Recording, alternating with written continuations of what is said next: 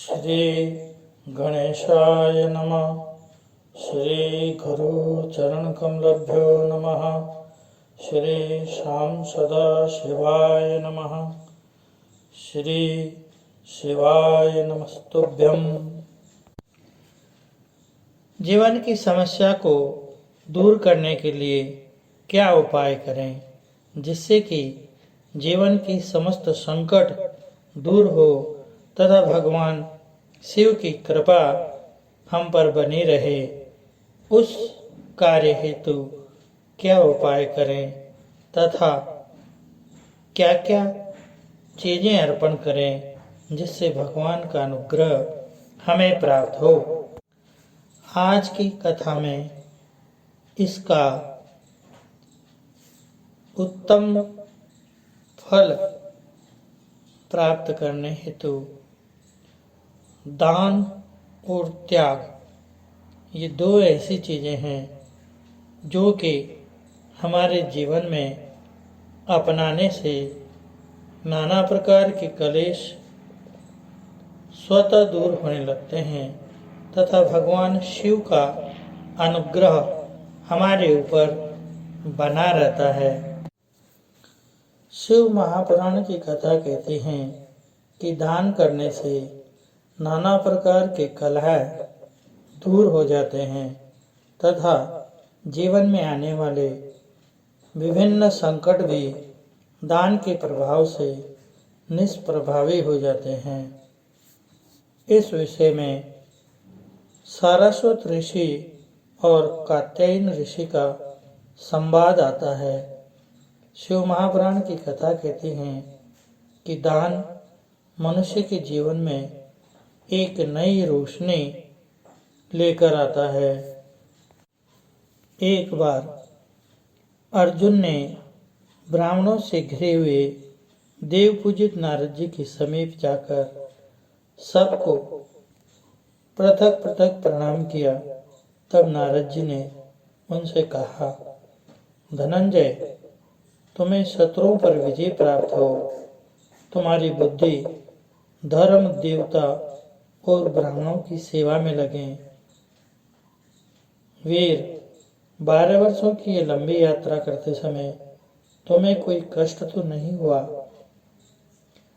जिसके हाथ पैर और मन भली भांति संयम में हो तथा जिसकी सभी क्रियाएं निर्विकार भाव से संपन्न होती हो, वही तीर्थ का फल प्राप्त करता है। यानी तीर्थ की यात्रा करते समय हमें अपना मन कंट्रोल में रखकर निर्विकार होकर तीर्थों का सेवन करना चाहिए जिससे उत्तम फल की प्राप्ति हो। कुत्सित भाव आने पर तीर्थ में स्नान करने से जो हानि होती है, यानी तीर्थों में कुत्सित भाव कदापि नहीं आना चाहिए और शुद्ध मन से तीर्थों का सेवन करना चाहिए। नारद जी ने अर्जुन से कहा, धर्मराज युधिष्ठिर जिसके भाई हो और भगवान श्री कृष्ण जिसके मित्र हो, उसे क्या शिक्षा दे सकता हूँ। तथापि ये उचित है कि ब्राह्मणों द्वारा मनुष्य को शिक्षा मिले। भगवान विष्णु ने हमें धर्मगुरु के पद पर स्थापित किया है। ब्राह्मणों के प्रति श्री हरि ने जो उद्गार प्रकट किया है वो मैं सुनाता हूँ। जिसके सुधा समान निर्मल यश को सुनना, उसमें गोते लगाना चांडाल पर्यंत संपूर्ण जगत को तत्काल पवित्र कर देता है। वह मैं विष्णु जो विकुंठ नाम से प्रसिद्ध हूँ, मुझे ये परम पवित्र कीर्ति आप जैसे उत्तम ब्राह्मणों से ही प्राप्त हुई है। अतः यदि मेरी ये वहाँ भी आप लोगों के प्रतिकूल चले तो मैं इसे काट डालूंगा। फिर औरों की तो बात ही क्या। कुंती नंदन, मैं तुम्हें कुछ प्रिय समाचार सुनाता हूँ। तुम जिनकी कुशल चाहते हो वे यदुवंशी पांडव सब कुशल से हैं। इस समय राजा धृतराष्ट्र की आज्ञा से भीमसेन ने राजा वीरवर्मा को मार डाला है, जो कौरवों को सदा संताप पहुंचाता है। नारद जी ने कहा, कुंती नंदन, तुम स्वयं गुणी हो, इसलिए गुणों को पूछते हो। यह तुम्हारे लिए सर्वथा उचित ही है।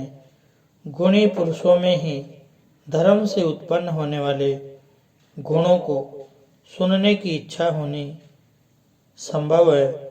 साधु पुरुषों की आयु प्रतिदिन धर्म की बातें सुनने तथा धर्म और ईश्वर के कीर्तन करने में ही बीतती है, परंतु पापात्मा पुरुषों की आयु सदा बुरी चर्चाएं करने में ही व्यर्थ नष्ट होती हैं। इसलिए मैं इस तीर्थ के जो बहुत से गुण हैं उसका वर्णन करूंगा। पहले की बात है कि कपिल जी के पीछे पीछे तीनों लोकों में विचरता हुआ एक दिन ब्रह्मलोक में गया। वहां लोक पितामह ब्रह्मा जी का दर्शन किया और उन्हें प्रणाम करके कपिल देव जी के साथ प्रसन्नतापूर्वक बैठा। ब्रह्मा जी ने स्नेहपूर्ण दृष्टि से देखकर ही मानो जैसे स्वागत किया था। उसी समय वहां कुछ ब्राह्मण पधारे जो सदा जगत स्थिति देखने के लिए लोकहित के उद्देश्य से भ्रमण करते रहते हैं।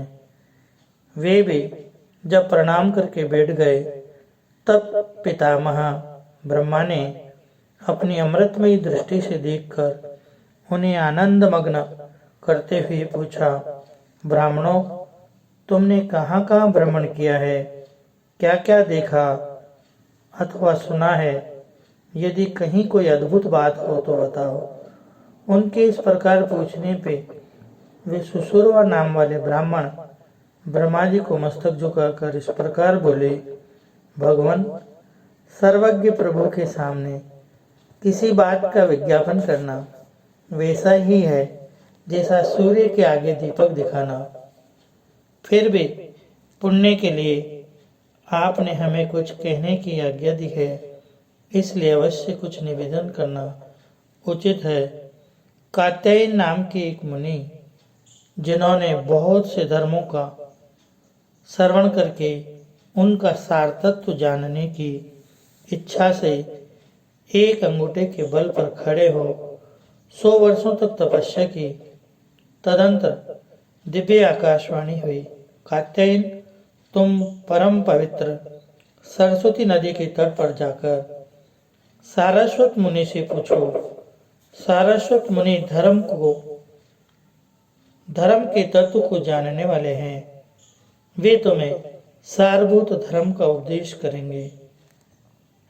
यह सुनकर मुनिवर कात्यायन मुनि श्रेष्ठ सारस्वत के पास गए और भूमि पर मस्तक रखकर उन्हें प्रणाम करके अपने मन की शंका इस प्रकार पूछने लगे, महर्षि, कोई सत्य की प्रशंसा करते हैं, कुछ लोग तप और सोचाचार की महिमा गाते हैं, कोई सांख्य ज्ञान की सराहना करते हैं, कुछ अन्य लोग योग को महत्व देते हैं, कोई क्षमा को श्रेष्ठ बतलाते हैं, कोई इंद्रिय संयम और सरलता को, तो कोई मौन को सर्वश्रेष्ठ कहते हैं, कोई शास्त्र के स्वाध्याय की तो कोई सम्यक ज्ञान की प्रशंसा करते हैं, कोई वैराग्य को उत्तम बताते हैं, तो कुछ लोग अग्निष्टोम आदि यज्ञ कर्म को श्रेष्ठ मानते हैं और दूसरे लोग मिट्टी के ढेले, पत्थर और स्वर्ण में संभाव रखते हुए आत्मज्ञान को ही सबसे उत्तम समझते हैं। कर्तव्य और अकर्तव्य के विषय में प्राय लोक की यही स्थिति है। अतः सबसे श्रेष्ठ क्या है, ये विचार करने वाले मनुष्य बहुधा मोह को प्राप्त हो जाते हैं।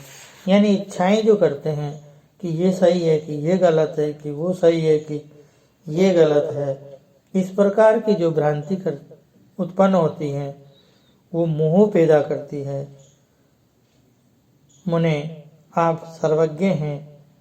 ऊपर बताए हुए कार्य में जो सर्वोत्तम महात्मा पुरुषों के द्वारा भी अनुष्ठान करने योग्य तथा सब पुरुषार्थों का साधक हो, वह बताने की कृपा करें। सारस्वत जी बोले, ब्राह्मण, माता सरस्वती ने मुझे जो कुछ बतलाया है उसके अनुसार मैं सार तत्व का वर्णन करूंगा। सुनो, ये संपूर्ण जगत छाया की भांति उत्पत्ति और विनाश रूप धर्म से युक्त है। धन, यौवन और भोग जल में प्रतिबिंबित चंद्रमा की भांति चंचल है। यह जानकर और इस पर भलीभांति विचार करके भगवान शंकर की शरण में जाना चाहिए और दान भी करना चाहिए। यानी बिना शंकर जी की कृपा के न तो दान सफल होता है, न मंत्र सफल होता है, न ही कोई अन्य उपाय बिना शंकर की कृपा के सफल नहीं होता। अतः हमें भगवान शंकर की शरण में ही जाना चाहिए तथा किसी भी मनुष्य को कदापि पाप नहीं करना चाहिए। ये वेद की आज्ञा है। वेदों ने कहा है कि जो पाप कर्म करता है वह मनुष्य पातकी और महापापी कहलाता है। श्रुति ये भी कहती हैं कि महादेव जी का भक्त जन्म और मृत्यु के बंधन में नहीं पड़ता। श्रुति क्या बोलती है कि महादेव जी का भक्त कभी भी जन्म मृत्यु के बंधन में नहीं फंसता। पूर्व काल में सावर्णी मुनि ने जो 2 गाथाएं गान की है उन्हें सुनो। भगवान धर्म का नाम वृष है,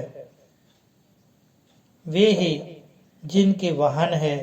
उन महादेव जी की यदि पूजा की जाती है तो वही सबसे महान धर्म कहा गया है। देखिए, महादेव जी का वाहन है वृष और वृष कौन है?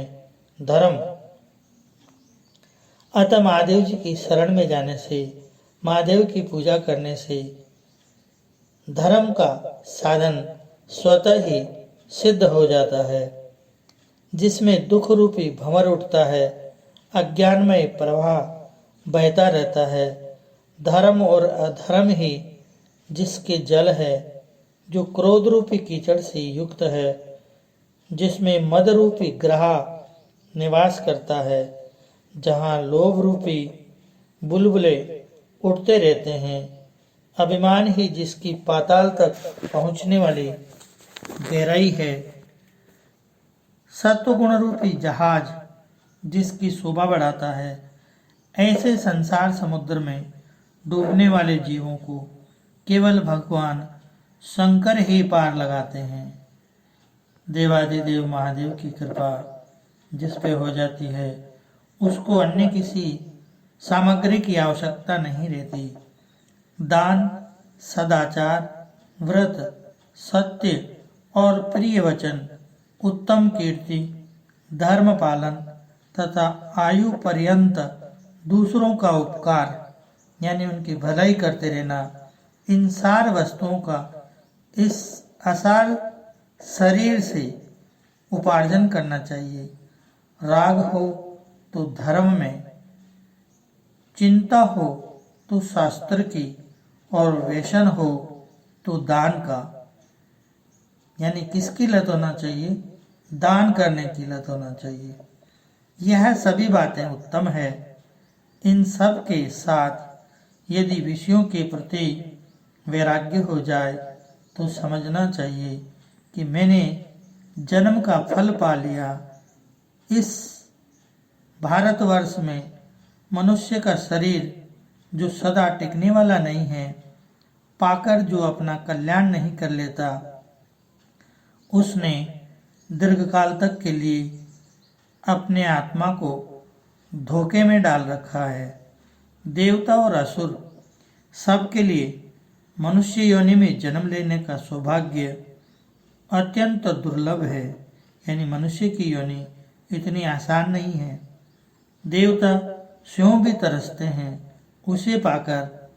ऐसा प्रयत्न करना चाहिए जिससे नरक में न जाना पड़े। यह मानव शरीर सर्व स्वसाधन का मूल है तथा सब पुरुषार्थों को सिद्ध करने वाला है। यदि तुम सदा लाभ उठाने के लिए ही प्रयास में रहते हो तो इस मूल की यत्नपूर्वक रक्षा करो। महान पुण्य रूपी मूल्य देकर तुम्हारे द्वारा ये मानव शरीर रूपी नौका इसलिए खरीदी जाती है कि इसके द्वारा दुख रूपी समुद्र के पार पहुंचा जा सके। जब तक ये नौका छिन्न भिन्न नहीं हो जाती तब तक ही तुम इसके द्वारा संसार समुद्र को पार कर लो। जो निरोग मानव रूप शरीर रूपी दुर्लभ वस्तु को पाकर भी उसके द्वारा संसार सागर के पार नहीं हो जाता, वह नीच मनुष्य हत्यारा है। इसी शरीर में रहकर यतिजन परलोक के लिए तप करते हैं, यज्ञ करता होम करते हैं और दाता पुरुष आदर पूर्वक दान देते हैं। कात्यायन जी ने कहा, सारस्वत जी, तपस्या और दान में कौन दुष्कर है तथा कौन परलोक में महान फल देने वाला है, यह बताइए। सारस्वत जी ने कहा, इस पृथ्वी पर दान से बढ़कर अत्यंत दुष्कर कोई कार्य नहीं है। यह प्रत्यक्ष देखा जाता है, सभी लोग इसके साक्षी हैं। मनुष्य धन के लिए महान लोभ होने के कारण अपने प्यारे प्राणों का भी मोह छोड़कर महाभयंकर समुद्र, जंगल और पहाड़ों में प्रवेश कर जाते हैं। दूसरे लोग धन के ही लोभ से सेवा जैसी निंदित वृत्ति का आश्रय लेते हैं, जिसे कुत्ते की वृत्ति के समान माना गया है। कुछ लोग खेती की वृत्ति अपनाते हैं, जिसमें प्राय जीवों की हिंसा होती है और स्वयं भी बहुत कलेश उठाने पड़ते हैं। इस प्रकार जो दुख से उपार्जन किया गया, सैकड़ों आयास प्रयास से प्राप्त किया गया, प्राणों से भी अधिक प्रिय हैं, उस धन का त्याग अत्यंत दुष्कर है। यानी दान नहीं कर पाता आदमी। मनुष्य अपने हाथों से उठाकर जो धन दूसरों को देता है अथवा जिसे वह खा पी कर भोग लेता है, वही धन वास्तव में उस धनी का है। मरे हुए मनुष्य के धन से तो दूसरे लोग मौज करते हैं। जो प्रतिदिन अपने पास आकर याचना करता है, मैं उसे गुरु मानता हूँ, क्योंकि वह नित्य प्रति दर्पण की भांति मेरे चित्त का मार्जन करके इसे स्वच्छ बनाता है। दिया जाने वाला धन घटता नहीं अपितु सदा बढ़ता ही रहता है। ठीक उसी प्रकार जैसे कुएं से पानी उलीचने पर वह शुद्ध और अधिक जल वाला होता है। एक जन्म के सुख के लिए सहस्त्रों जन्मों के सुखों पर पानी नहीं फेरना चाहिए। बुद्धिमान पुरुष एक ही जन्म में इतना पुण्य संचय कर लेता है जो सहस्त्रों जन्मों के लिए पर्याप्त होता है। मूर्ख मनुष्य इस लोक में दरिद्र हो जाने की आशंका से अपने धन का दान नहीं करता, परंतु विद्वान पुरुष परलोक में दरिद्र न होना पड़े इस शंका से या खुले हाथों से धन बांटता है। जिनका आश्रय ही नाशवान है वे मनुष्य धन रखकर क्या करेंगे। जिसके लिए वे धन चाहते हैं वह शरीर सदा रहने वाला नहीं है। लोगों ने पहले से जो नास्ति नास्ति नहीं है इन दो अक्षरों का अभ्यास कर रखा है, उसकी जगह यह देही देही दो दो इन दो अक्षरों का प्रस्ताव विपरीत जान पड़ता है।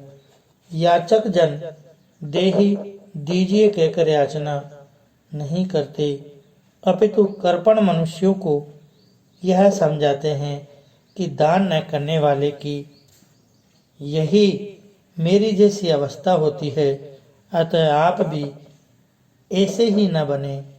याचक दाता का उपकार करने के लिए ही उसके सामने देही दीजिए कहकर याचना करता है, क्योंकि दाता जो ऊपर के लोकों में जाता है और दान लेने वाला नीचे के लोकों में रह जाता है। जो दान नहीं करते वे दरिद्र, रोगी, मूर्ख तथा सदा दूसरों के सेवक होकर दुख के ही भागी होते हैं। जो धनवान होकर दान नहीं करता और दरिद्र होकर कष्ट सहन रूप तप से दूर भागता है, इन दोनों का गले में बड़ा भारी पत्थर बांधकर जल में छोड़ देना चाहिए, क्योंकि सैकड़ों मनुष्यों में कोई शूरवीर हो सकता है, सहस्त्रों में कोई पंडित भी मिल सकता है तथा लाखों में कोई वक्ता भी निकल सकता है, परंतु इनमें एक भी दाता हो सकता है या नहीं, इसमें संदेह है।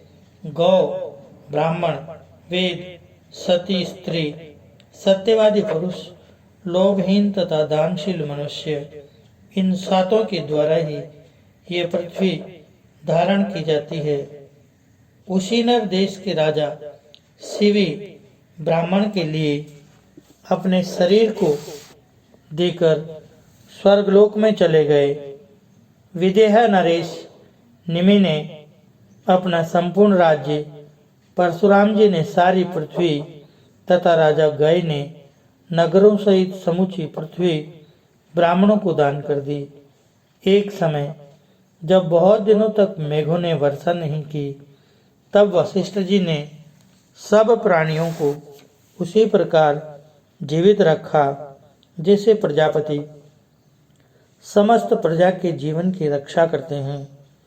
बुद्धिमानों में श्रेष्ठ पांचाल नरेश ब्रह्मदत्त ने श्रेष्ठ ब्राह्मणों को शंख निधि प्रदान करके स्वर्गलोक प्राप्त किया। ये तथा और भी बहुत से राजऋषि जो शांत चित्त और जितेंद्रिय थे, दान तथा शिव भक्ति के प्रभाव से रुद्रलोक में गए। जब तक ये पृथ्वी टिकी रहेगी तब तक इन सब की कीर्ति स्थिर है, ऐसा विचार करके तुम सारभूत धर्म की अभिलाषी होकर भगवान शिव की प्रसन्नता के लिए सदा दान करते रहो। अर्थात भगवान शंकर की पूजा दान से भी संपन्न होती है। जो हम भगवान को जल अर्पण करते हैं, नाना प्रकार की सामग्रियां अर्पित करते हैं, उसके अलावा दान भी उन सामग्रियों का पूर्ण फल आपको प्रदान करता है। भगवान शंकर सदा दयालु है। वे दयामूर्ति प्रत्येक व्यक्ति पर शीघ्र ही कृपा करते हैं। अतः जो धन से